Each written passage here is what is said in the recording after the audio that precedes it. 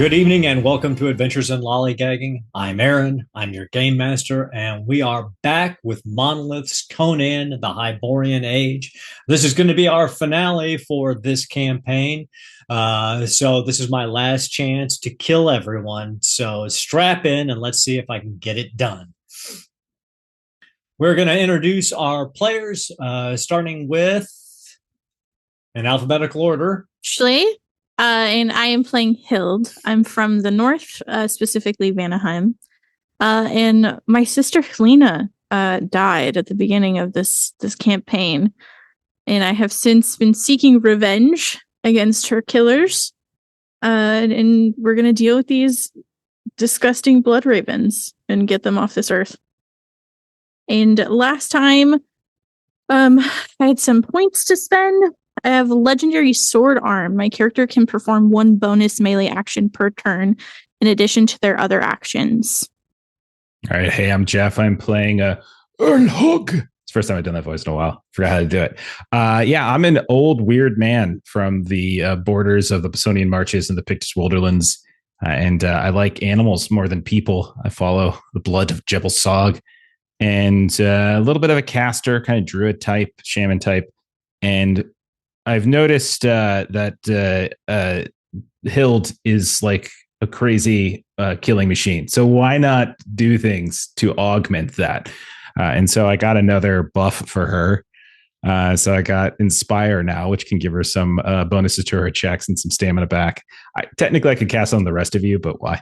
And then I also took some. I took Determined to bump my grit up a little bit, so I had more stamina. And I think I had like 1 point left, so I threw it in Lotus Splash, which is just like I could kind of screw with initiative as well. So a couple extra options for me, just for battlefield control kind of deal.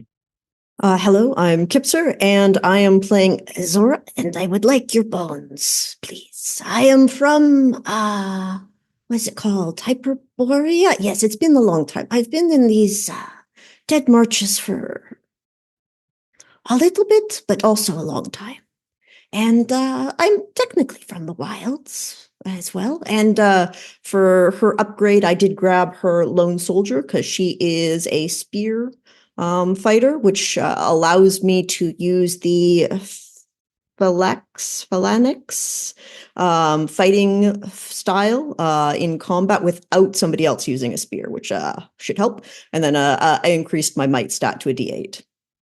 Long here, playing Jitai.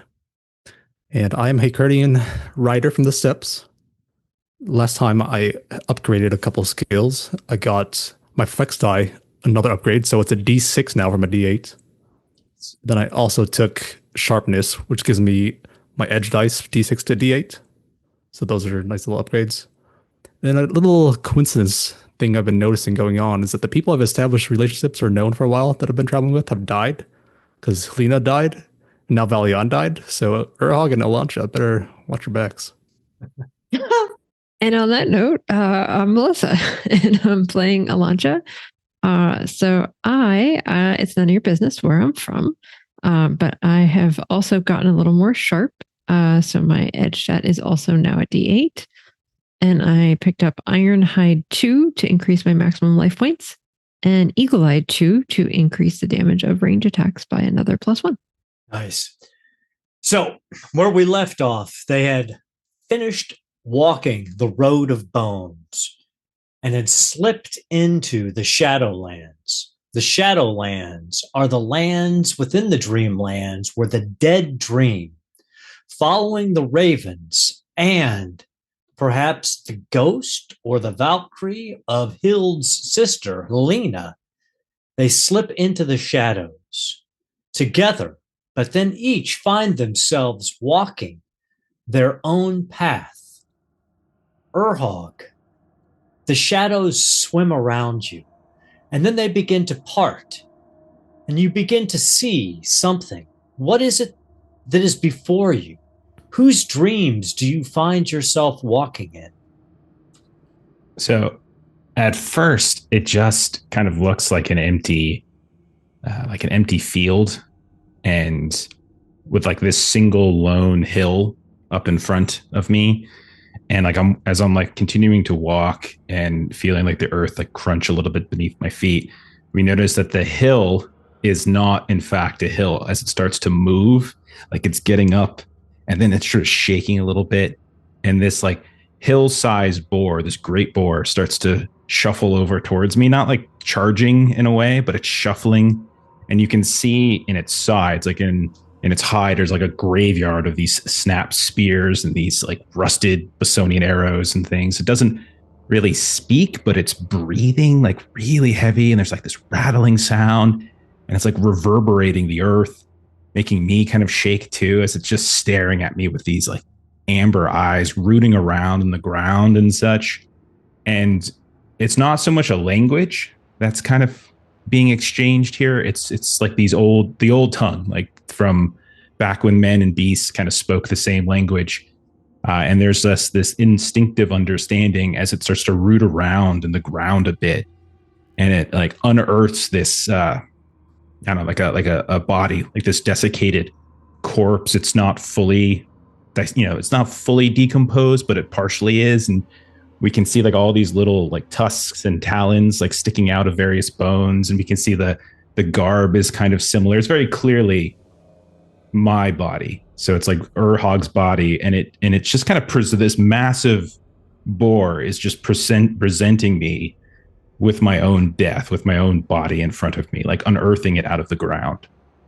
And that's kind of, I think, where we see Urhog staring at this. And you feel a gentle touch on your shoulder and a wing slip around your shoulder. And you hear Hilina not whisper, but her voice is quite distant from you. Death is the beginning, and your death will take you to Jebel Sog, where you belong. Remember that. Remember that nature is where you belong, and that each person's nature will drive them. And if someone works against their nature, it is often best to drive them back to the path they should be on. And it is easiest to show them that they are walking against their path.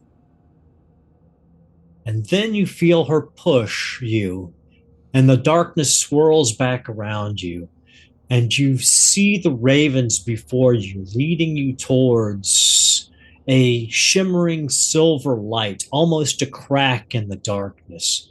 And we see Urhog pass off into that darkness. And then we shift focus, and we see the swirling shadows moving around someone we've only recently met. And Zora, as those shadows lift from your feet and from your eyes, where do we see you? And whose memories are you in? Zora is in her own memories in a way. It is the bone marches. There's just the snap and twig of bones underfoot as she marches, and the sort of the chime and jangle of the bones she wears on herself as they seem to, of their own accord, fall off onto the ground.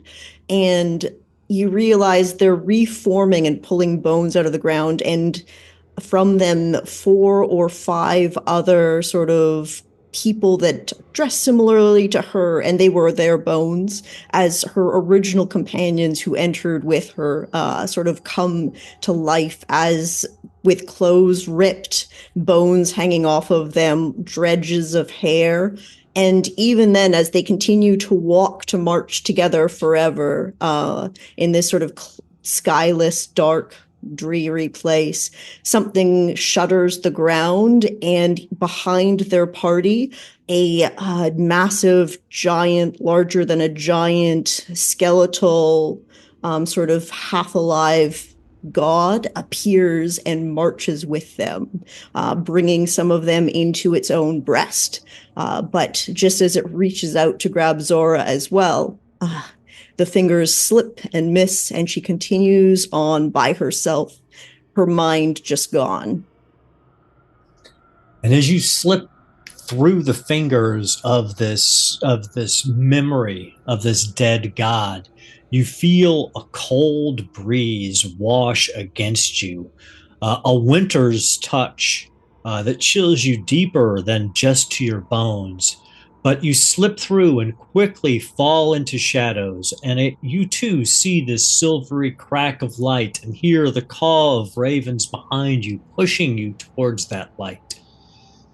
And as Zora makes her way forward, we see Jitai stumbling through the shadowy landscape, looking for some path through the dreams of gods and those who've fallen.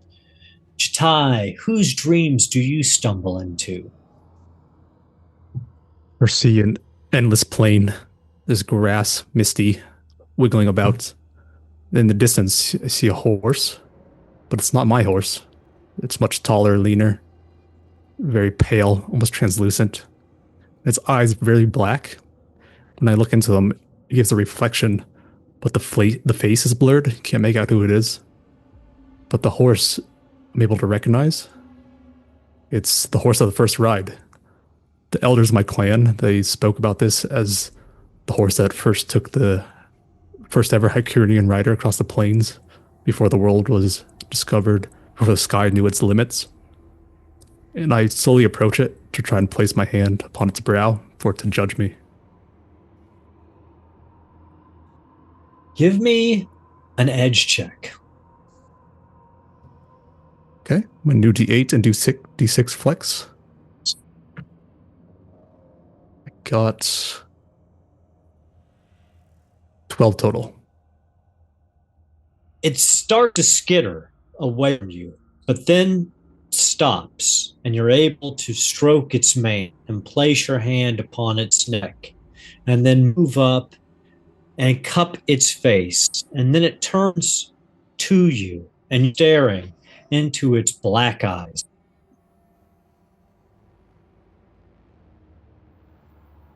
I'm riding between worlds right now. I don't think I'm able to mount you yet.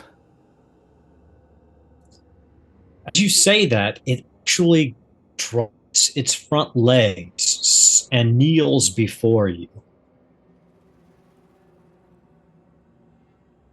Then I'll attempt to get on. You mount easily, and then it stands, rears up on its hind legs, and gallops into the shadows towards a silvery crack with the sound of wings beating behind you. Elantra, walk through the shed. Off somewhere in the distance, you hear the sounds of cawing ravens, from where you can't tell. Then the shadows seem to recede, and you find yourself in a dream. Whose dream are you in? So in this dream, you see Radon, who we had met earlier, but it's a younger Radon. And you see him surrounded by a few street urchins. And so you see a much younger and slightly dirtier Elantra. And first you see kind of jumping from rooftop to rooftop and kind of encouraging these kids to jump and fall and skin their knee and cry and get back up and jump again. And then you see him one at a time teaching them to bump into someone, and he pickpockets, and then he bumps into someone and they pickpocket. And lastly, you see Radon and a slightly older Elantra and a boy, very dirty, and he had seen the edge of a blade when he had attempted to pickpocket. And you see Radon sort of cradling him and running his hand and closing his eyes. And what was the boy's name? The boy's name, he just went by M. And in the dream, you see M's eyes open and look at you. Alancha. M? Alancha. Beware the breath. Beware their breath. The cold is so cold. And he holds out a very small stone. An orange, it looks like a small orange rock. And he goes, toss this at the winter's gale. Thank you, M. And then his eyes close and shadows cover the scene.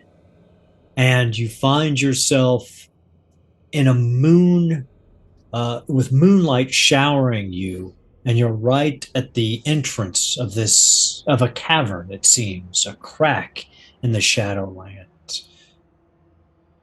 And as we fade from that, we find Hild. You're standing in a tornado of shadows. The Shadowlands themselves seem to be swirling around you. Hundreds of ravens seem to be cawing and spinning around you. You see no way out of this maelstrom. And at your feet, a dreamland opens beneath you and pulls you down. Into whose dreams are you being pulled? She's pulled into Hilina's dreams. And she shows up and she's back into the hall of their childhood home. And she's 2 years older than Hilina. So at that point, she must have been 9 because she looked to be as she was when she was 7. And they're sprawled upon the ground with furs above, right before the fireplace, as they tended to do late at night, where they wake up again and they'd gossip and they'd talk about their futures and their plans. And then her face kind of flickers, and suddenly they're old women. And again, they're sitting out on a porch together. But then Hilina fades again, and again, she's back to that age she was when she died. And Hild herself is still old. And they just kind of quietly are speaking to each other. Sister, do you remember the dream? The dream that we were children? Yes. Do you remember the dream that we were warriors? Yes. Do you remember the dream that we were crones? Old and forever together? Yes. Do you remember the truth that I died far from your side? I could never forget. It is all right to dream, sister, but you must hold to the truth. You have to let me go. What you face is so horrible. If you take me into this fight, you will fall. Leave me here in the land of the dead dreams, and you may survive. If you take me out of this place with you, you will fall. I'll leave you here for now. But we will reunite eventually. Oh, yes, we will. We will reunite in the halls of Valhalla, where I stand now looking down upon you as you dream of me as an old woman who will never be.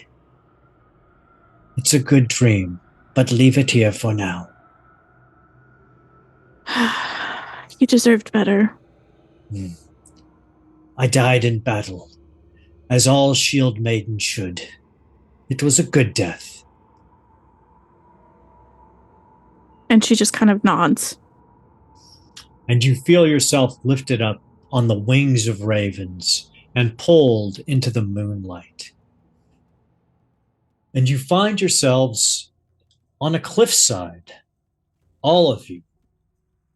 Surprisingly, you see Jitai sitting upon a pale horse. You are on a ledge. Beneath you, in this great valley, is dotted hundreds of campfires. The valley is shrouded in mists. You count probably 1,000 warriors beneath you. There is a sloping cliff going down, but above you it is a sheer cliff, and you can see why no one of the clans beneath you would think that there would be a way down this cliff. Behind you, there is but a crack. Where you came from, you do not know. No one could pass through that crack.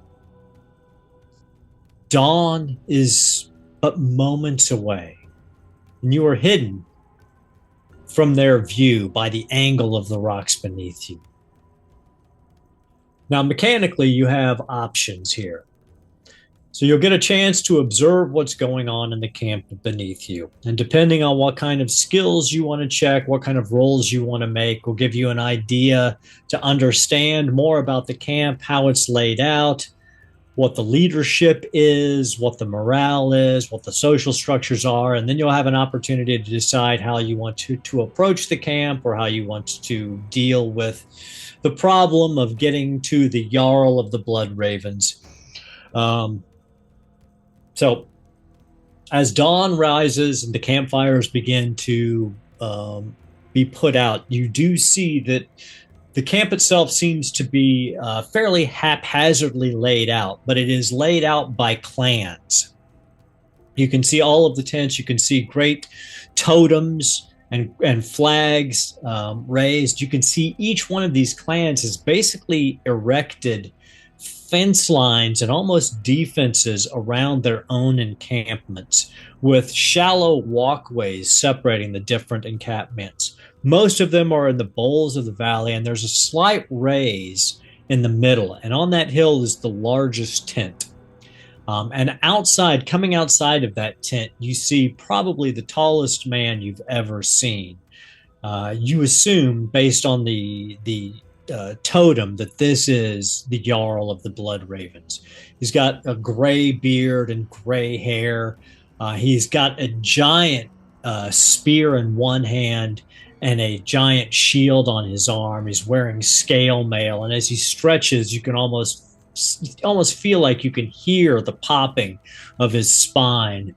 But he's dwarfed by the sight of the creatures who come from behind the hill as they walk up the crest of this small hill, as two frost giant shield maidens flank his side. Walking around, you see no other people wearing the sigil of the Blood Raven clans. And most of the other people you see walking around are averting their gaze from the hilltop. Now, how would you like to assess what is going on in the camp? So you can think about, do you want to assess defenses, social interactions? Are there any magical or sorceress protections? How is the security? Is there a way to sneak in? Any of those things you can do, and you can use any kind of stat to try to get answers, but depending on what stat you use, might color the kind of information you're going to get. I think Urhog would go for you had mentioned it, like he's looking for signs of spellcasters of some kind, or signs of various protections, runes, maybe marking certain places, certain people, that sort of thing. And I think he'd definitely be using his wits, if that's okay with you. Absolutely. All right. So he's just going to kind of come to the edge. He's going to get low. He's going to crouch. And then, he's going to get out, like he's going to rip out one of those little talons that are hollowed out, and he's going to kind of look through it, almost like he's looking through a small little periscope. All right. Okay, so that is a grand total of 12. Okay, good roll. So, not surprising to you because you know a lot of the northern barbarians abhor magic and often fear it. You see no magical runes, no rites of protection over the camp. In fact, the only magic you sense comes from the the spear and shield of the Jarl of the Blood Raven. And both of those items are magical. But that's the only magic you sense in the camp. So he'll turn back. Hilda, big lady, look, see that one there, responsible. He carries with him magic in his hands. Those are not just basic weapons. They've been imbued. Dangerous they are. Careful you be, or else you end up like your sister. Yes. Think Understood. his bones would satisfy the thing that follows me sometimes, though. Yeah, when he's done, we could get those. Yeah. Yes.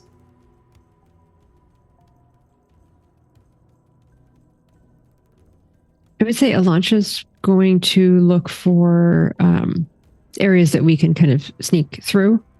So I would say she would be employing her fleet-footed to kind of be very quickly kind of running in and out of different areas and kind of seeing where are blind spots and things like that. Okay. And what you think edge for that? I would assume so, yeah. Mhm. Okay. Nothing on the flex die, but edge itself is going to be a 12. 12? Okay, that's good. And just as a reminder to everybody, passing through the Shadowlands fully regenerated you and fully recovered you, so you're back to full health, full stamina, and everything. So with the 12 on that, one of the things you recognize is that between each one of the encampments, they are like isolated encampments.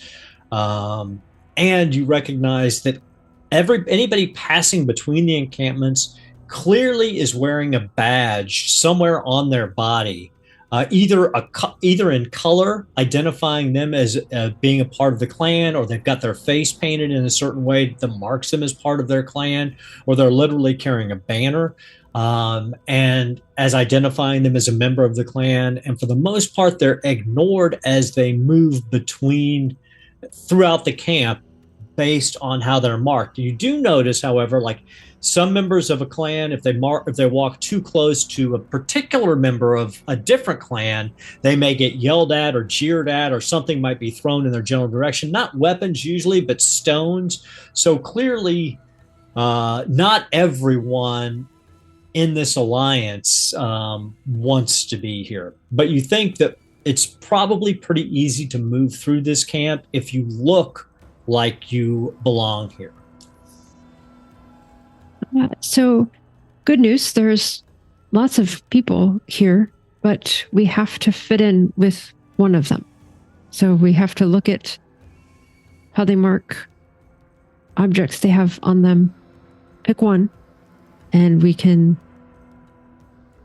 slide among them, no problem, but not with others. They don't get along like we do.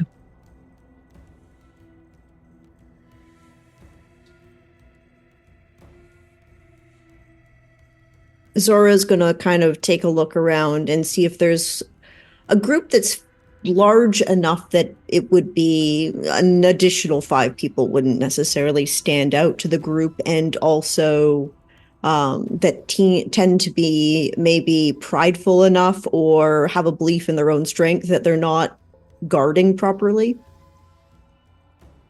Okay, what do you think you'd like to roll for that? Well, here's the thing. It's probably gonna. I would love to roll might, but that's I don't think I can justify it. It's probably gonna be wits, and I'm probably gonna fail that. But there's still 2 other people who can roll after me. You've got stamina points for things. That's right. That is true, but the stamina points don't help me when I roll all the ones that I do. Okay. Just gotta have faith. It's not going to be 2 ones. A 4 + 2 for 6. Okay. 6. So, I mean, so you're looking around, you do see a couple of very large groups that have a lot of people. So they're fairly large clans. Defense-wise, they all look to be defending themselves pretty much the same. I mean, they all have sort of stockades up. They all have sort of roving guards. Some of their defenses are better than others, but I mean, you definitely recognize a couple of very large clans of barbarians. So that's an easy roll. So yes, you do definitely see a couple.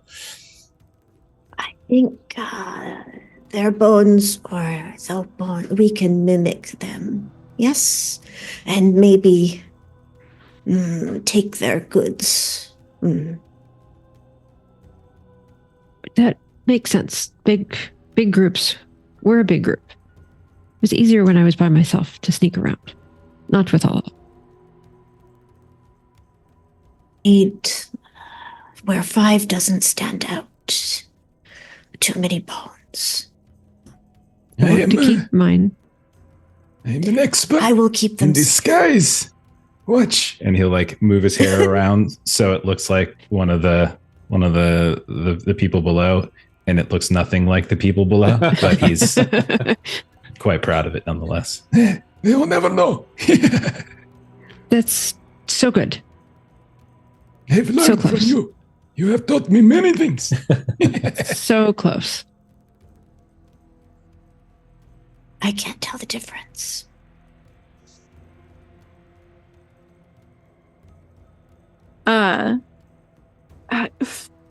This is more so flavor. The main thing she wants to focus on is those 2 giant frost maidens. But she also does a quick glance around to make sure that her family isn't among the clans that have gathered here. So I'm not sure what you would like to study those frost giants and stuff. Okay, so for studying the frost giants, what are you trying to glean about them? Like the customs, or what is binding them to the Bloodraven clan, or what do you want to learn about the frost giants? I think more so, are they being bound to him? Like, how faithful to him are they really? Are they trapped? Is there something we could do to release them? Okay. And what role do you think you want to make for that? I mean, wits probably sounds the best. Again, right. Give it a shot. This is a shit roll. But let's see. That you're going to go might and go like, how many blows would it take to kill us? I mean, I'd love to do how many licks of the lollipop to get to the center? I would love might, but no. I'm sure I think these giants can bench. Yeah. I got the best that I could get. Nice. Yeah. I got a 6, 7, 8. So I got 8. That's the highest I can get with wits. 8. So you think? I mean, you remember from everybody's description, and you know from how the Bloodraven clan has been described. They have close ties to the frost giants. So you think probably that this is a mutual relationship, that they're probably bound by by a social pact with the frost giant Jarl. So they're not here under duress. They're here as his bodyguards. And Hild kind of just spits at her feet as she relays this information that they're willingly here and we will have to fight them. And you do see members of your clan there. A lot of them, or in the throng. You see members of your clan in the throng. Not a large group, but you do see members of your clan in the throng. You see the standard of your clan in the throng. Toward the outer edge, a small group, probably 50 members of your clan. Warriors. Do they seem under duress or willingly there? Well, I mean, they've got their defenses up like everyone else, so you don't know why they're. I mean, none of the clans that are here seem to be very happy about being here, but they are here, so it's hard to tell without talking to somebody about it. Okay. My clan is here. Is And that who we go to? She points them out. I do want to know why they are here. We can look like you and you look like them. I am them. They are me. But we are not them, but you you are can me. look like them. And in Hild's mind, it makes sense. But like it doesn't come across well at all. I have to look like you, not I just can't be like you. And Hild Flesh kind of doesn't like fit the bones right. yeah, Hild just puts her hand on your head because she's clearly much taller than you, and like her family totally. is as well. Yeah, and Elantra is slight. Yeah. And she just kind of shakes her head because she's not sure how to like stretch your bones without killing you. So not I can help bones, stretch just the bones. face. And she like kind of wipes at kind of. oh, and then that's when she cuts her palm, and she, with great care, paints your face to match her clan's kind of symbols, and she goes from person to person. Elantra is first very startled by this, and then you just see how like Urhog had sort of like switched his hair and was like proud of how he like changed his face, and so Elantra is just like looking back at Urhog, like looking for the nod of approval that she now looks just like him. Like, yeah, you strong warrior. Yeah, look at you. Scrawny Elantra's like making muscles. If your clan is here, then you can have them join our numbers. Bigger force against them. Lots of clans here. So I'd like to kind of gauge the strength of said clans. Maybe there's more sigils or like larger campfires of the Blood Ravens around. Okay, so are you trying to judge the total number of clans here or the total number of troops? Yeah, just how big their numbers could possibly be. Okay. Based on like their camp size, their fire size, maybe the supply area. Go ahead and give me a roll.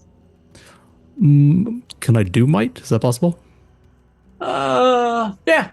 Give me a might check. It's like a warfare check. Thank you, because my wits is 1. Yeah, like My wits are 2. Not trying to roll wits.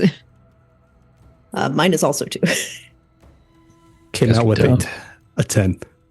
So, I mean, you're counting fires, you're trying to get a good assessment of people, the horses in the corrals and everything, and you think there's probably 2,000 barbarians here within this valley.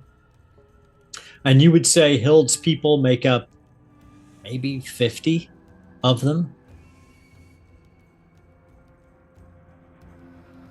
There are lots here, Hild. Your clan is small, but maybe they have allies. Can They win have over half 5 this more valley. allies.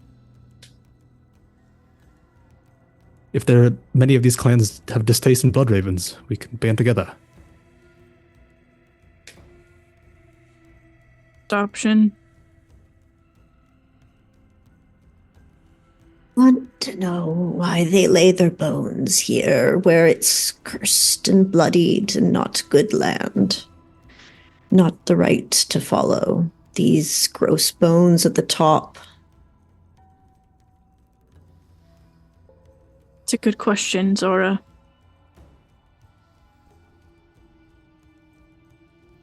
But No. we have to follow, so we go where they go. Yeah. Are the crows anywhere nearby? I think that's what we're all looking for. Do not see the crows. All right. Well, it is up to us at this point. I do think meeting with my clan, demanding answers, and finding out who they've allied themselves with here is a good start. Sounds good to me. So you can make your way down the slope because there's trees and scree. Like I said, it's a not an easy way down, but it's not too difficult if you take your time. And it'll take you down into the outer edges of this valley. And then you'll just sort of blend in with your face markings, and you can make your way around to your clan's encampment with probably very little difficulty, as long as you're just not going deeper into the total encampment. Once we get there, Alancha wants to kind of disappear and just start listening to people and just hear what conversations are happening and if anything seems to be preparations or waiting or a time frame or something. Okay, so you guys get to the outskirts of the camp. Launcha, give me an edge check. Yeah. Okay, nothing on the flex, but that is going to be a 14 on the edge. Nice. As you start moving between these encampments and starting to, subtly listen in here and there, we'll get back to you in a minute. Hild, you take the rest around to the front of the gates to your people's encampment, and you recognize a man standing at the gate. Who is it that you recognize? It's one of my uncles on my dad's side. His name is Ulf. Niece, what are you doing here? What are you doing here? You are not part of the consignment. Why have you been consigned? We are here to fight for the Blood Raven. Why? Because the Blood Raven come and demand we fight with him. And if we refuse, he and his frost giants kill clan leader. Kill families of clan leader. And absorb clan. So he said, give me 50 of your warriors, and I leave clan alone. But he has not left clan alone. He killed Hilina. He did not kill Lena. His sons killed Lena. Still unforgivable. True. But we had little choice. You see the size of his force. Clan would have been wiped out if we did not join. He only asked for 50 of us. What would you have had do? Would you have had your father be killed? Your little sisters be killed? No, but will you join me? Join you in what, child? I'm going to kill him. You kill him. Yes. You in what army? You see army? This is army. He's going to march into the south and raise it. The softer southern ones. They stand no chance. I have seen visions of the destruction that he wreaks if we don't stop him. How are you going to stop him? I know you have thought my visions have been dumb my whole life, but this is greater than us, than just our clan. We have to stop him. We have to kill him here. What, child? You're going to march up to him and demand the blood right combat with him? To take his army from him? Yes. No. You are going to fight him. I will. And his frost giants. Yes. With what, you and this ragtag band you have with you? Yes.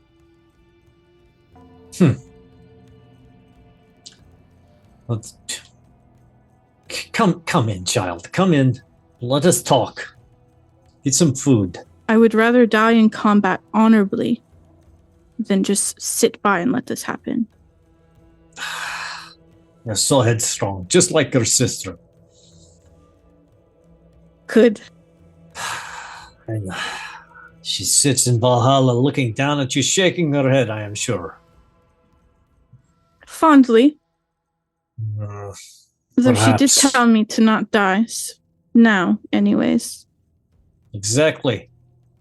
Don't throw your life away. You're not some berserker. You got to fight with your brain, child. I'd rather fight with this axe. And she just kind of slams it down in front of her. Ah, This is what killed Hilina. and I will kill him with his own son's weapon. Perhaps. We'll fade from that for a moment as we find Alancha walking the picket lines. Alancha, give me another edge check.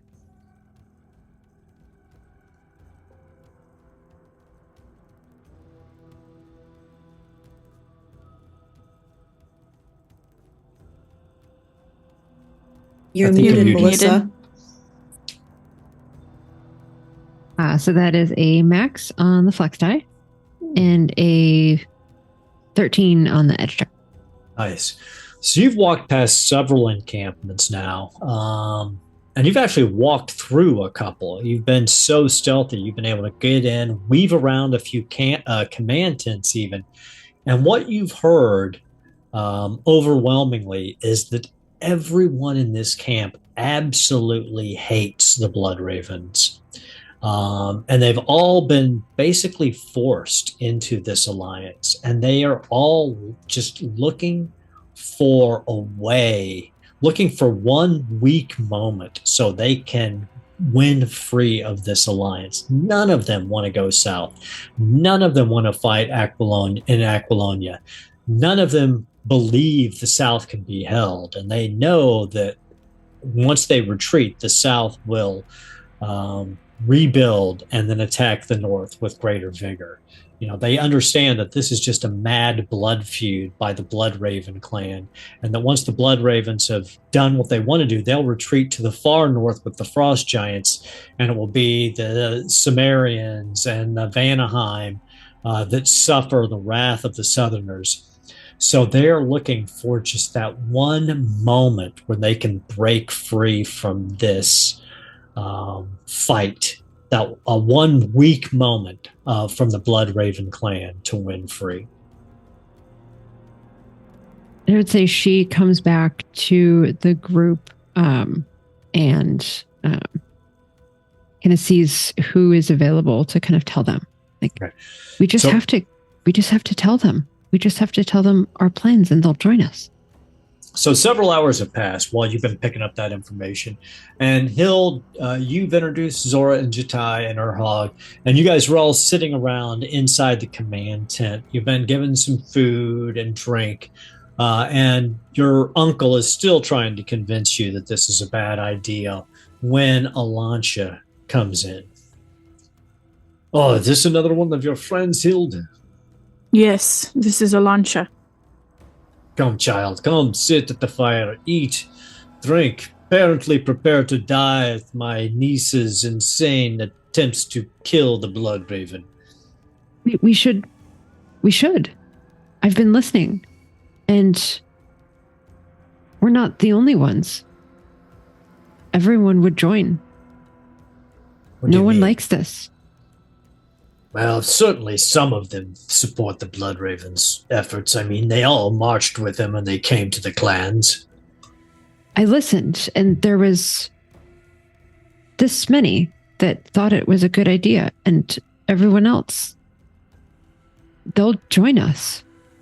They just need someone to, and she's looking at Hild, someone to make intention known. Who said they? Describe what they looked like.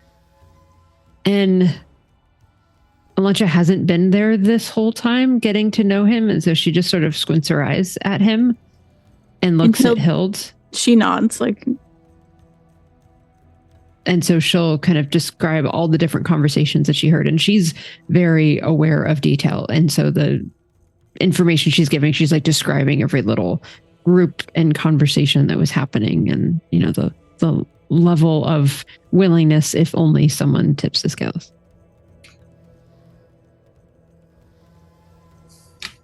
Uncle, he essentially created the own army to kill him. You see Ulf nod. He turns.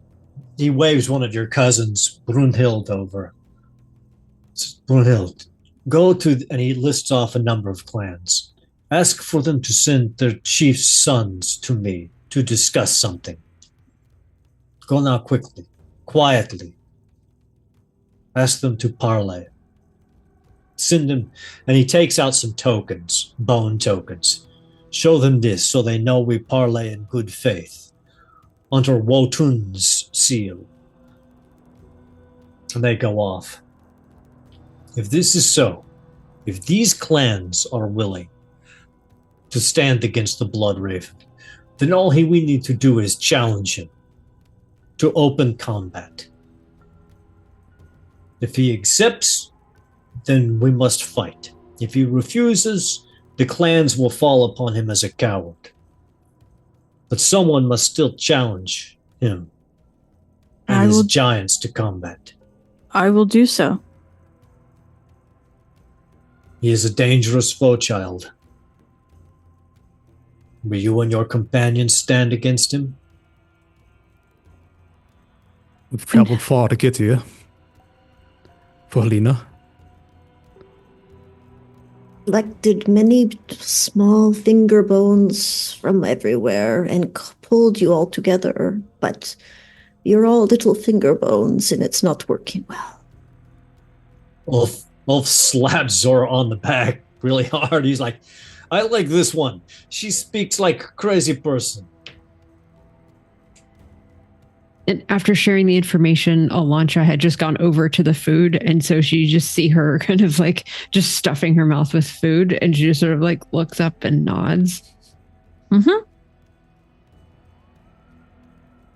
So the finger bones have decided to lay their bodies on bloodied ground, but you need to stand up again, I think, for the betterment. Or they will sink into tar. Can anyone translate what she means for me? Hard to understand here. Well, I think we will stand, child. If this is what you mean, yes. Hopefully, the other chiefs will stand. We will see what they say.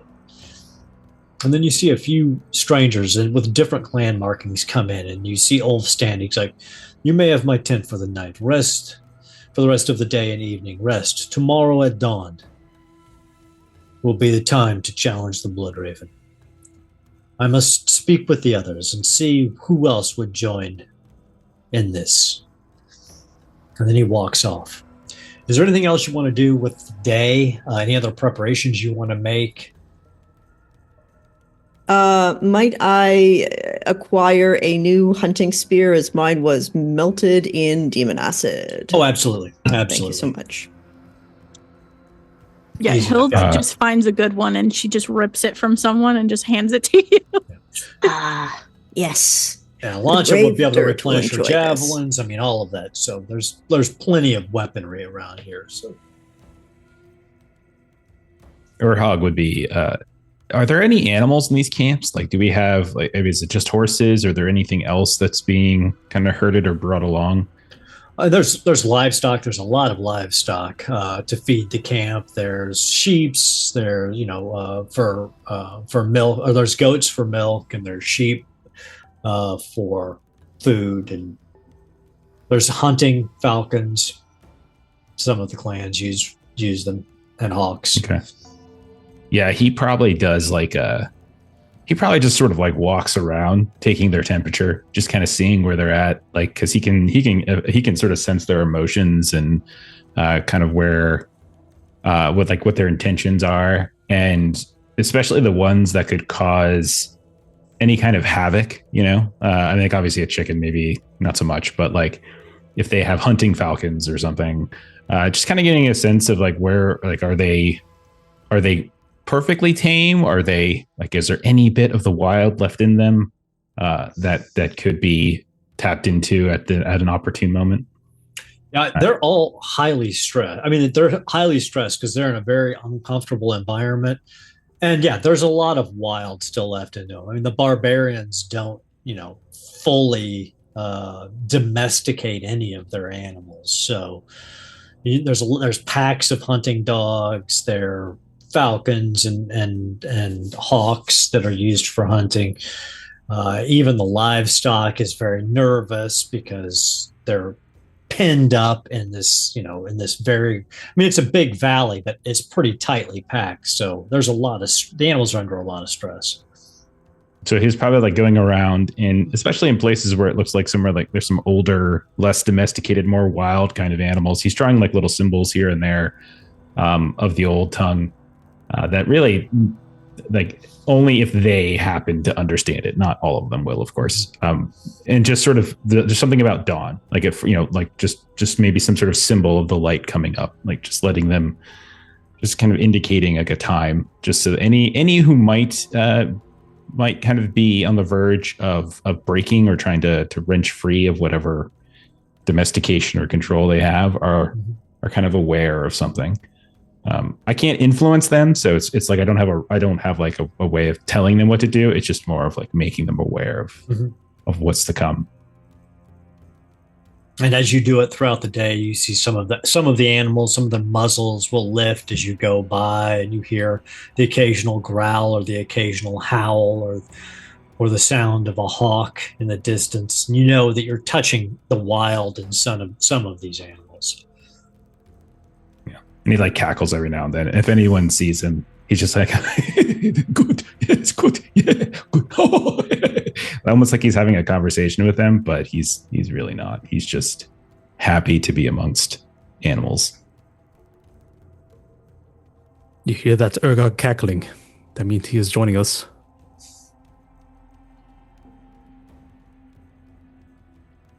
Of course he would. Did you think he wouldn't? I was just assuring Ulfir. As your friends are, they are unique. Hild, you have surrounded yourselves with a strange group of Outlanders, but they seem a good group. Odd, but strong. But rest. Tomorrow shall be a difficult day.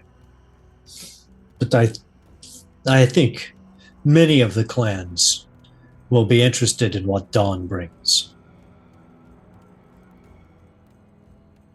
At the mention of dawn, Alancha's like reaching into kind of her little pouch, and she's looking for that stone from M. And when you pull it out, you see you have it. It's about half the size of your fist, and as you hold it, it fractures into two stones of about equal size, and they are both warm to the touch, not hot, but warm. And they just look like rocks, but they're of a ruddy, dark red color. And she'll just sort of hold them out and kind of to the group, just, anyone seen this before? Teeth? No, hold it. No. Warm. Oh. Teeth aren't warm. Here you go. Ella just sort of reaches into her mouth to like verify the temperature of her. Not cold. Yours are still wrapped in the gooey flesh that keeps them that way, but not when they're out. They haven't been out in a long time. Mm. And then she looks back to sort of the uncle and sort of nods and says, weird. He's just nodding. He's like, I don't get it. Very interesting. Yes. Sleep, please. Please stop talking. And Alancha makes a face because sleeping hasn't exactly been pleasant. So like he's recommending it like this is going to be a good thing. And she makes a face at that. It will be fine. You're safe here. Not restful. Scary. It will be good. It'll be fine. We were in the Dreamlands. It's like that's the explanation she gives, but she tries to like tuck in Alancha because she also has no idea what your weird rocks are. Maybe or hug.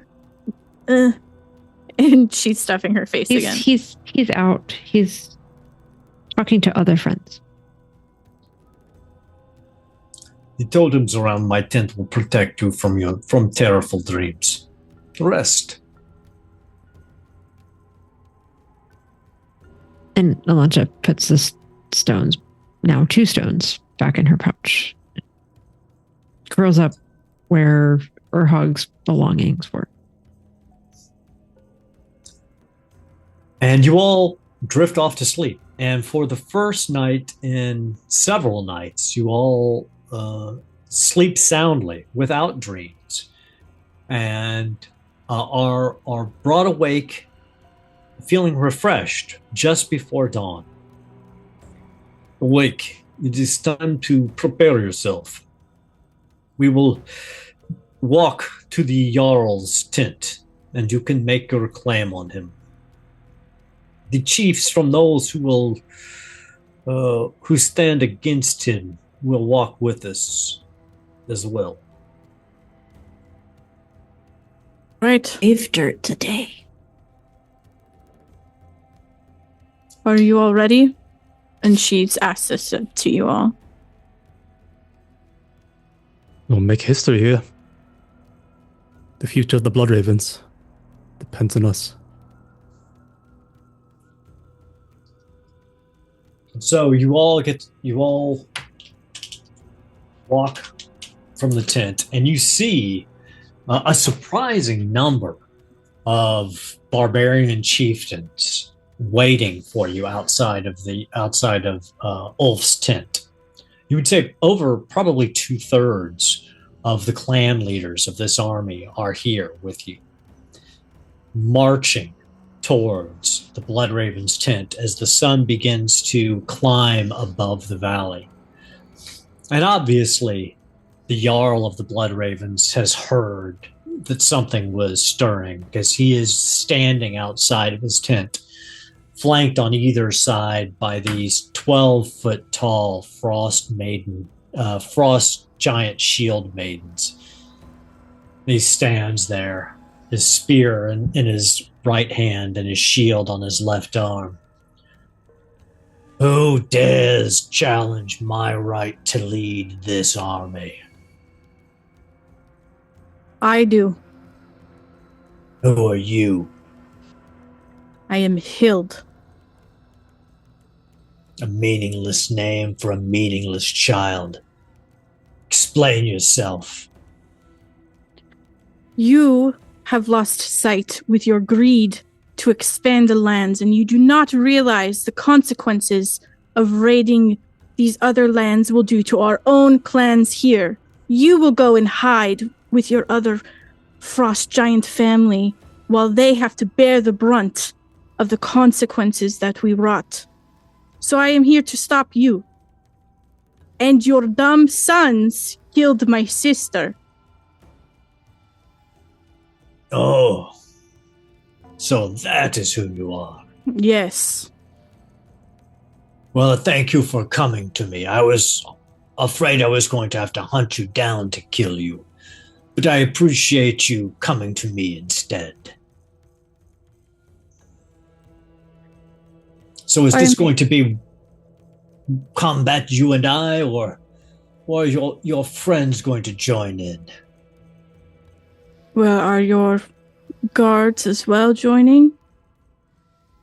Yes. Let's put your friends and my friends to the test as well. I understand that they took part in my son's death as well. I would see all of you put on death's road today. So be it. And right before he picks up his spear, out of the crowd, you see dozens of dogs come and ring the fight, and they're sitting, and just this low growl starts reverberating around the camp.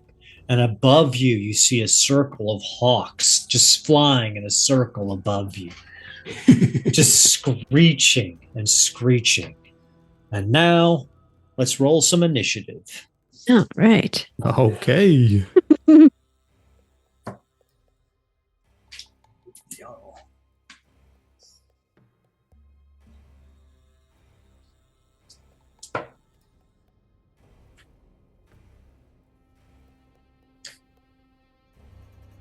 All right, I got a Urhog, what you 10. get? Oh, all right. No, that's cool. Jitai got a 10. Urhog got an 8. 8. 4. 4 for Zora. Yep. Okay. 11. 11 for Hill. Strong out the gate. 12. 12 for Alansha. All right, Jitai, are you on horseback? You can be if you want. You can ride your I'll horse up. be. Yeah, I'll be on horseback. Okay, so you guys are all at the moment in close range of the Jarl and the Frost Giants. You have your 2 actions as normal. And we are leading off with Alansha. It's 12. So when Elantra received these stones from M, he said to throw these at dawn. Yes. Mm-hmm. He said at dawn, throw them at winter's breath. And Elantra's not particularly bright, so Give me a wits check, Okay. and I will give you a +1 on this for having walked the dream path. All right.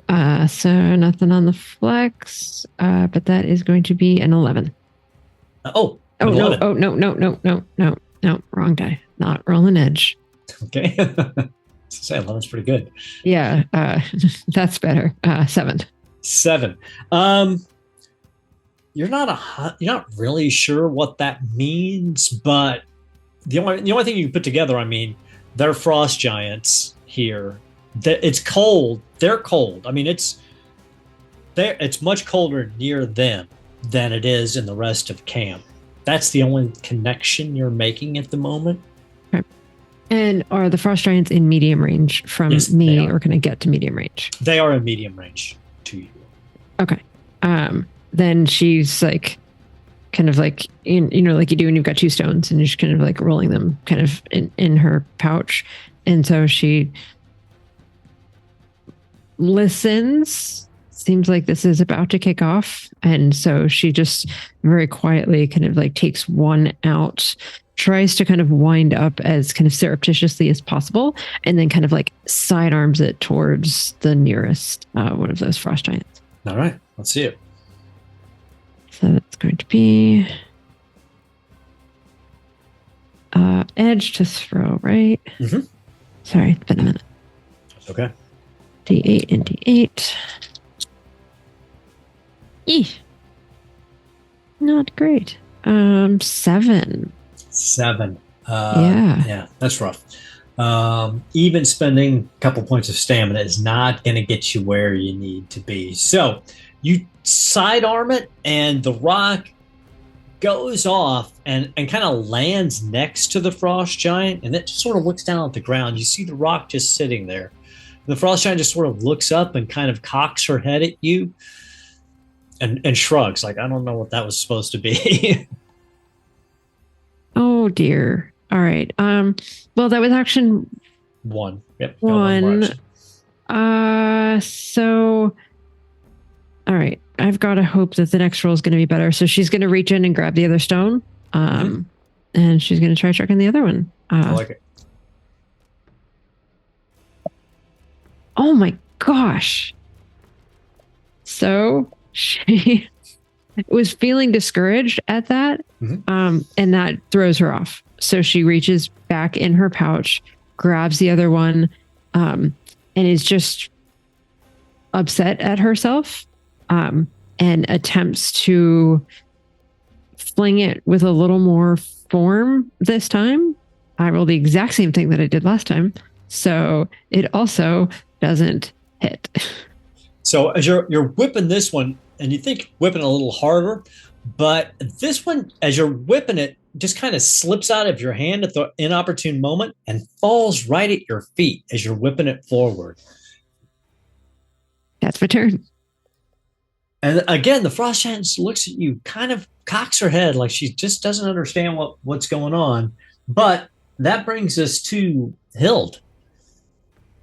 I'm assuming you're going to make them understand what's going on. Yeah. I clearly failed at that. Yeah, because I'm going straight for, obviously, the dude I challenged. Mhm. And I am going to attempt to hit him. I like it. Oh, God. Okay. With no extra juice yet. But that's fine. We're good. Then 12, 13 hits, please. 13 does hit, yes. Okay. So, okay. God, one. Okay. So now I'm rolling a damage. That's a D12, which is one of these guys. Ooh, 11. Nothing on my flex die. I got an 8.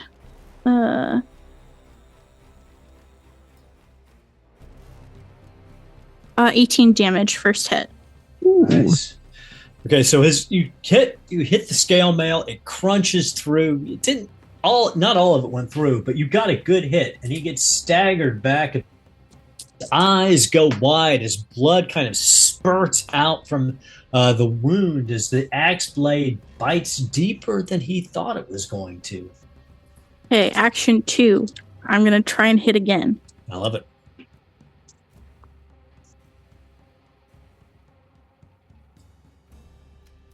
Does 12 hit? A 12 does hit. Okay. My flex also said no. Fuck you. That's a shame. Ooh. 12. 19. Another solid hit. His armor deflects some of it, but most of it goes through. And again, he grunts as this time you bring the axe around to the side and you carve up into his ribs and you feel it bite through and you feel a rib shatter. And I have a legendary sword arm, so I can know, perform one bonus melee attack per action per turn. So I'm going to hit again. That's Nice. wonderful. I better hit well before these frost giants fuck me up. Okay. Ooh, 10 on my flex. Okay. Oh, All right. only 7, 14 damage this time. You got to roll to hit first. So was that to hit? So then 14. 14 to hit. Okay, so that did hit. So you don't. So you got a 10 on your flex die. So that gives you another stamina point. Okay, cool. Now roll damage. And don't forget, you can spend stamina to get an extra D4 of damage, or 2 points of stamina to get an extra 2d4 of damage. Yeah, let's spend this time to get another D4 of damage. I like it. And don't forget to roll your flex die on damage too, because if you get that, you get the massive damage roll. Okay, cool. Okay, flex die said, haha, I only got a 2. 8. 15, 16, 17 damage. Oh, nice. So on your backswing background, you hit him in the thigh with the back hook of the axe, opening another gash there.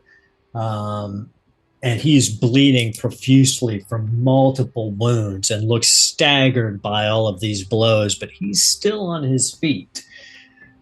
But that brings us to Jitai. Well done, Hild. Do not hold back. We've got you. And I'll use the distraction Alancha did with throwing rocks and fire 2 quick shots at a frost giant. I like it. That's what I was doing, clearly. Distracting. First attack is 14 to hit. 14 hits. Second attack is also another 14. Okay, both attacks will hit. Roll damage for both. Okay. Don't forget to roll your flex die with your damage. First hit is a 6. All right. Second is 9, so 15 total. So some of it gets blocked by armor, but most of it goes through. And the 2 arrows sprout from the upper chest of this one frost giant, and she staggers back a bit herself. But that brings us to the Jarl. And the Jarl yells out in rage and brings his spear up to strike out at Hild.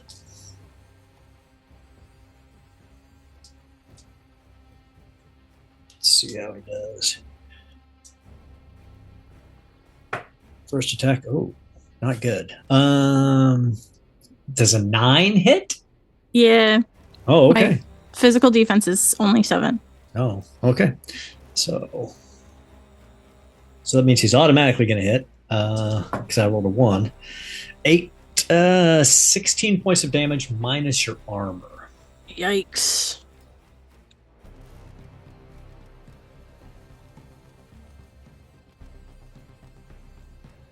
Okie dokie. So I'm taking 9. Okay. And then he swings the spear back around for his second attack. Again, he's going to hit. Not as good on the damage roll, though, for a total of 10. Minus your armor. It's only 3. So the spear goes through, gets a good shot into your guts the first time, and then on the back, he rips it out, but it only gets a glancing blow against you as he pulls it free. And that brings us around to Urhog. Okay. Oh goodness. And he's just, he probably missed what Hild was doing as he was just looking up at the sky and cackling at all the birds and it started. Oh, good. and you didn't actually move away, Hild, right? So you're like still, Yeah, you're we're near me, still. right? Yep. Mhm. Okay. So then he's going to like watching you like move and swing, and he's trying to like time it, like as your axe is like swinging. It's like, Oh, good. Okay, I got this. Oh. and then he's gonna try to like spit on it. So he's gonna. So I'm using my Bane weapon. So I'm essentially trying to buff your weapon. So I'm gonna go ahead and give you the big one. So you'll have a D10 extra damage, and I will take some HP loss from that. From doing so. So that's my first action. So there we go. And then my second action is going to be okay. So he's going to say something. He's going to kind of call out to you, Hild, as well as he's doing so. And he's kind of starting to back up at this point. I'm going to spend stamina to move in a second. But he's kind of backing up as he does this. And he says, and he's like calling out like details about your sister, because he had like traveled with Hilina for a little while, and like what she had done and what she had said, and kind of convey to you a little bit of what he saw in his dream. She called to me. I saw her. She was a mighty one, but you are mightiest of all. And you feel like a little bit of wings flapping kind of over top of you, but there's probably nothing that can be seen. And I'm using a new ability. I'm using Inspire. So you gain 1 stamina point, and you have +2 to all checks until the end of the current combat or scene. Nice. There you go. And then I'm going to Nice, spend a yeah. stamina point to back up in a way to like medium range, if that's okay. Absolutely. All right. And that is my turn. So magic infuses Hild, and then Urhog backs up closer to the ring of dogs around, and one of them actually comes up and sits right next to you, Urhog, panting next to you. Good. Watch this. Bringing us to the frost giants. The frost giant that you shot Jitai with 2 arrows brings the great axe around, an axe as tall as you are, swinging it around and at your head. As you do, you know. Does a 16 hit your physical defense? Oh, yeah. Oh, yeah. You take 20 points of damage minus your physical armor. Oh, dear. That's a lot. I have 3, so I'll take 17. 17, all right. And then she's on the backswing, so cleaves into your side, lifts you up, almost takes you out of the saddle. Then she brings it back around. 16 again to hit. Mhm. Damage is not quite as good, though, for her. So this time it is only 16 points of damage, minus your armor. So that's another 13, 17, 13. Okay, I have 2 Yee. HP. Okay, so she cracks back gosh. around with the axe. And you guys just see Jitai just blood spurting from his body as this axe just pulps his bones. You hear them snapping and cracking. Pardon me. The second frost giant then opens her mouth and begins to wail. And this frosty breath emits from her. And everything becomes cold. And everything around you, the dogs, all of you, feel this coldness seep into you. And all of you are under the effect that basically you can only take one move action for the rest of this combat scene. But that is Like one action total? one movement action. So you can't take a movement action and then spend a stamina point to take a second movement action, or you can't take 2 movement actions under any circumstances. Okay. So that brings us to Zora. Just a quick question. The one that is currently singing or wailing, is that the one that Alancha threw one of her not teeth at? No, that was the one that Jitai shot. The one that's wailing is the other one. Okay. So she's got one at her feet. Zora would like to scoop up the warm stone that Alancha dropped on her last throw, because that one is then going to be the closest. I'm going to use 1 stamina point to activate Phalanx Fighter at the start of my turn without costing an action. And then I'm going to use a second to activate Charge, and I'm going to charge the one that's singing. It's just 1 move action anyway, I assume. And she's going to bring her war spear up and around and just try to get it up under the jaw of this singer first.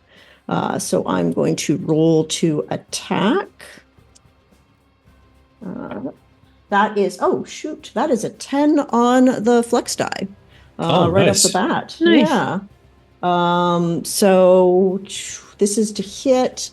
That means that I'll just quickly pull up the stamina point effects.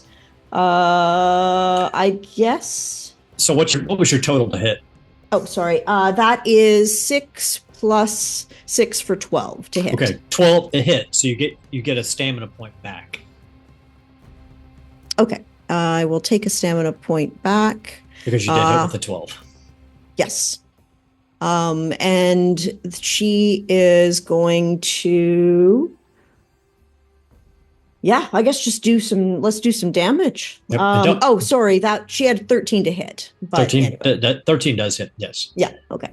So just roll damage. Don't forget to roll your flex die with your damage too. Okay, yes. Let's see here. That is terrible. So that is +1 to attack, plus 6. That's 9 damage. Just making sure. 10 damage. I've got all these little tiny bonuses that add up. Yes, 10 damage. All right. So some of it's stopped by her armor, but your spear skitters off her breastplate a little bit, but you do stab up into her jaw. And you feel it slam up into her soft palate as you pull back away. She gags on some of her own blood and spits it out. And then on my second attack, Zora is going to say, or my second action, I don't think these are teeth for me, but maybe for you. And I would like to punch the stone that I picked up off the ground from Alancha into its face. Into its bloodied. Can throw it into her face, but she's twice your height, so you can't really punch it into her face. Okay, then I guess I will try to volley it in. Okay. It's cooler if I punch it, but we'll do what we have to. Well, you can if you want. You could give me an edge check to like vault off of her knee and basically do a flying punch into her face. No, And- that's okay. I think my You can edge slam it is into her absolutely foot, terrible. So because that you can reach. Well, as much as I want to be cool, I also don't want frost damage to all of my party. Okay. So I will just try to like huck it up from where she is. That's also an edge check, though. Okay. That's why. Yeah. Okay. You know what? Okay. No. We'll do this. That is D6s. That is a 6. With my edge, that is 9. Okay. Am I close? You are close. Oh, sorry. 10. I keep forgetting about my new the phalanx and fighter would add. Oh no, that's for spears only. Nope, just 9. If you spent 2 stamina, you would succeed. Sure, not a problem. I spend 2 stamina to boost that up to 11, and that is if it's. What's the damage for stone? Or is that just going to have a D4? Okay, thank you. I do not have anything for that. That is... And you get to add your might, because it's a thrown weapon. Your might score. Okay, so it should be a might die instead? No, it's a D4 it's a plus D4 your plus might. So might that's... stat. Well, I rolled a 1. So that is 7... all melee attack. No, it's... Yeah, just 7. Okay. So the stone strikes in her mouth, goes down her throat. She swallows it and is gagging. Her song cuts off as warm air comes out of her mouth. Unfortunately, she's already gotten the spell effect out, but it would have prevented her from casting Winter's Breath had it happened before she cast it. Yes. Yes. Okay.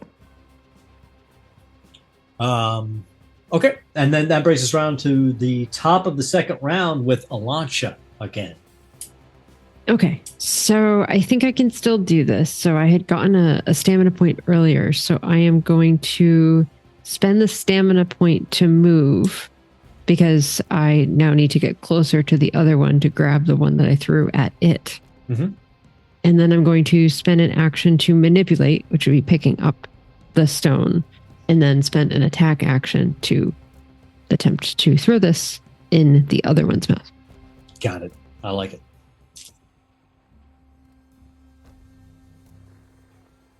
I am so annoyed with the number of 2s that keep rolling. But I think if I listened correctly, so I didn't hit on my flex, but if I actually do the math right on this, that should be 10. So if I spend a stamina point, I could actually hit with this. That is so correct. I'll spend another stamina point. Okay.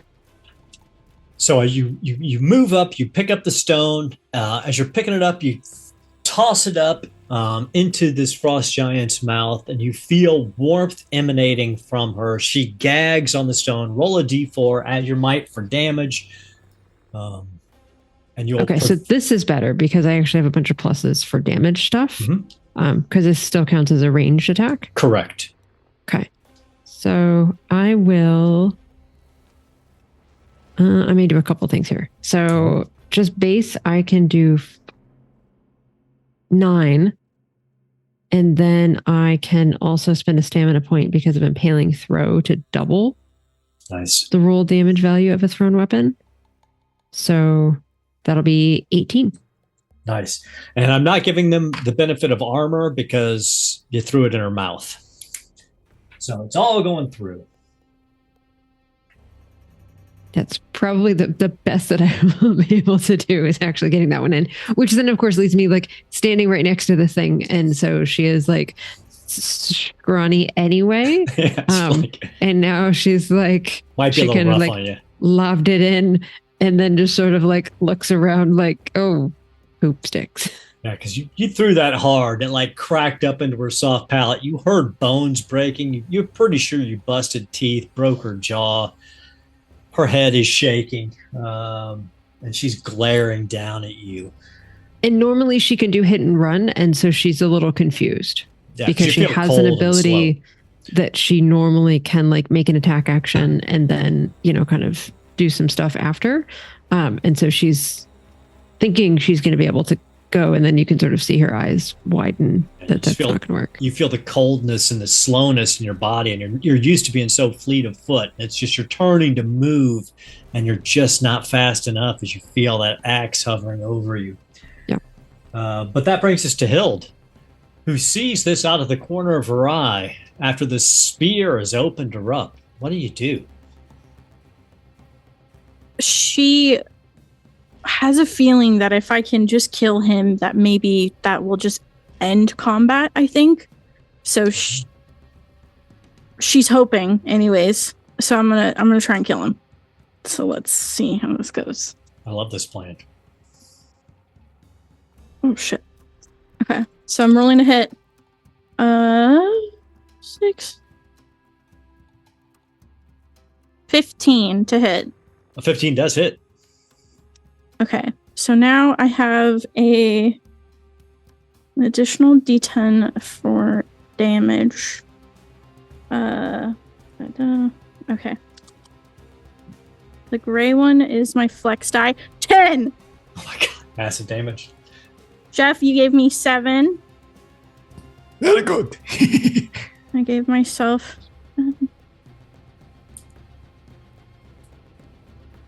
324 with the bonus 2. Okay. 24. 24. Did that include your massive damage for the flex die? No. Fuck. So what's your weapon die? It was a D12, right? D12. So 36. Jesus Christ. Minus the armor. Okay. That was impressive. If anybody's new here, the Urhog Hild combo is what I call the murder hobo combo, as they totally destroy everything I throw at them. I never thought I was like a min-maxer, but this feels like we're min-maxing together. It's a beautiful sight. It really is. Great So combo.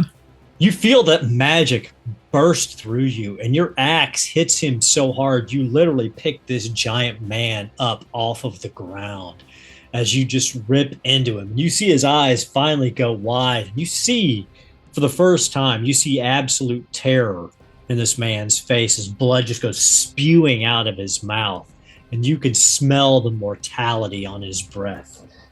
Swing away. 2 more. So this is number 2. I don't think you're going to need 2 more. Okay, my flex said no. 15 to hit. Yeah, that's it. Okay.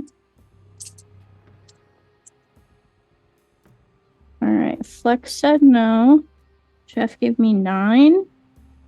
9, 18. 5, 27. What's it look like, Hild? Hild is just screaming for Vanaheim, for my people, for Hild, as she just again brings this giant axe and she just beheads him. And she'll take her third action to reach down and grab his head, and she just will hold it up above her, and she's screaming for combat to stop. So, Alancha and Jitai, you're on your horse still, broken and bloody. Alancha, you feel this axe blade coming down at you, and just a fraction before it is going to strike, it stops. I mean, you feel it rustle your hair. And the frost giant shield mains lay their axes down, and they walk over to the body of the Jarl of the Blood Ravens, and they kneel at either side of Hild. And they bury their head in the ground, and around you the dogs lift their heads to the heavens and they howl as the men and women of the north raise their hands to the sky and shout the name Hild, as the Jarl of the Blood Ravens has fallen and the clan of the Blood Ravens has fallen. And peace of a sort has come to the Northlands, and 2 ravens dive out of the skies and land upon your shoulders, Hild, as the Bloodraven clan has fallen. Time passes, and the valley empties of the people, and the clans disperse, and the ravens pick over the body of the Bloodraven Jarl. The head is taken by Hild, and the Frost Maidens, or the Frost Giant Shield Maidens, go back to the north to tell of the fall of the Bloodraven clans. The great spear Grugnir and the shield are taken by Hild as trophies, and our adventurers who survived against these incredible odds all had additional stories to tell and adventures. So let us hear a little of how their tales wound through Hyboria. We'll start with Jitai. Jitai, after the Bloodraven Wars, where did you go? So after the Bloodraven fell, Jitai vanishes into the steppes. Some say he hunts monsters that slip between night reaches, the Shadowlands. Some say he's just living a peaceful life. Others say he rides with the first horse itself. But when the ravens circle a battlefield at dawn, you still hear old whispers. The rider is in the wind.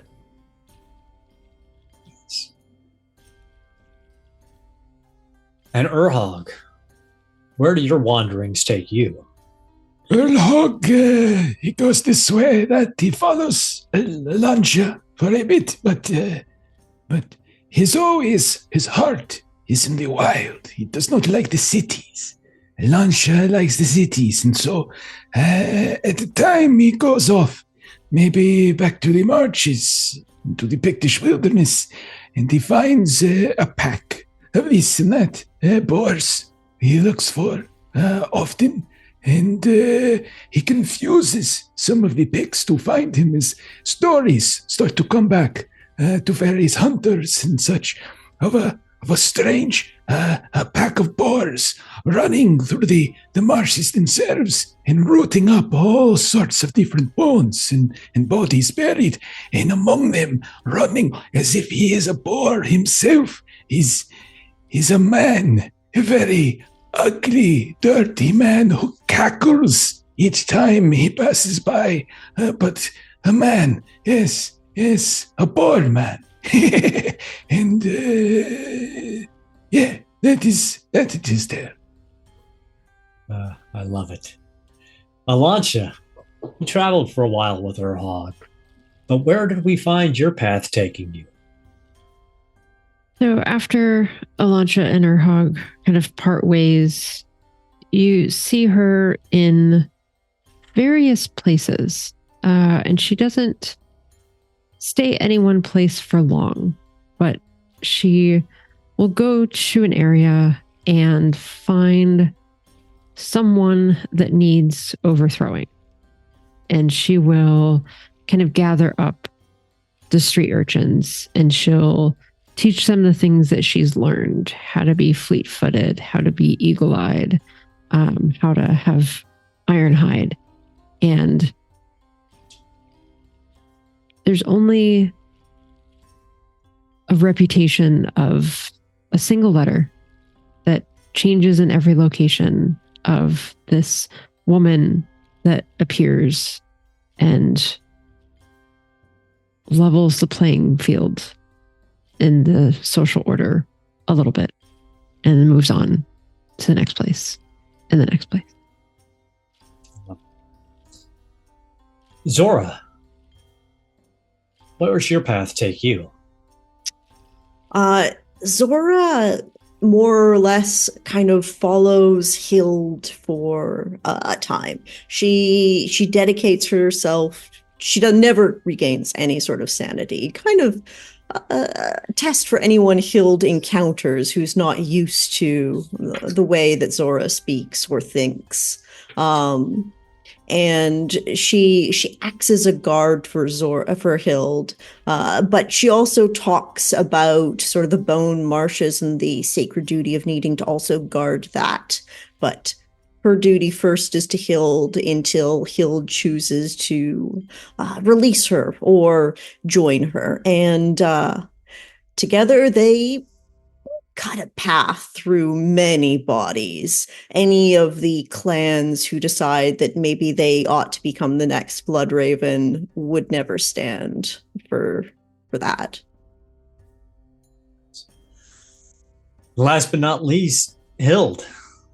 After the fall of the Bloodraven and the vengeance for your sister, where does your path take you?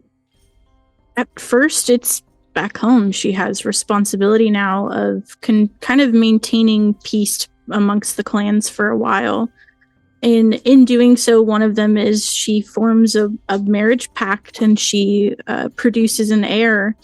And once that duty is done, both her and Zora, after a few years of rearing the child, and once they generally, break off to go do their own trainings, Zora and Hild go back to the Bone Lands, and Hild kind of offers herself to the child, offers him, rest. She offers to take his place upon keeping watch and joining these ravens. And she knows that this will again lengthen the time before she's able to join her sister and her family. But this is something that she deems important for him to have some release and some rest himself. And so that is the last scene we see, Hild sitting upon the throne. The spear Grugnir in her hand, a great axe taken from the Bloodraven who slew her sister. A magic shield leaned up against the arm of the throne. 2 ravens upon her shoulders, guarding the path to the Dreamlands, guarding the path to the Shadowlands, waiting for a time when someone else will come and release her from this burden so that she may pass into the halls of Valhalla and stand with other warriors when the time for Ragnarok would rise. And so this ends our Hyborian tale for this season. I want to thank everyone for watching. I want to thank all of my wonderful players. It's been a true pleasure running this campaign. And that will be it for this evening. Thank you all and have a good night. Let's go. Thank you. Yay.